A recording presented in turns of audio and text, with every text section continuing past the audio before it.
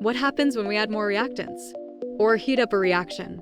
Today, we're exploring Le Chatelier's principle and how chemical systems shift to restore balance. At equilibrium, the rates of the forward and reverse reactions are equal, but that doesn't mean nothing's happening. It's a dynamic balance. Le Chatelier's principle says, if you disturb a system at equilibrium, it will shift in the direction that reduces that disturbance. Ever opened a soda and seen it fizz like crazy? That's pressure being released and the system shifting to a new balance.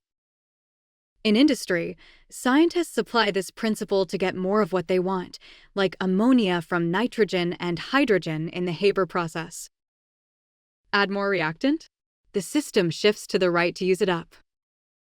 Decrease volume? The system shifts toward the side with fewer gas particles to reduce pressure. If heat is added to an exothermic reaction, the system shifts left as if heat is a product being increased. The graph shows the concentrations adjusting as the new equilibrium is reached. So remember, Le Chatelier's principle helps us predict how systems respond to change. Equilibrium shifts to undo what we do. This principle drives everything from soda fizz to fertilizer production. Ready to shift your thinking? Explore how systems stay balanced, even when you try to tip the scale.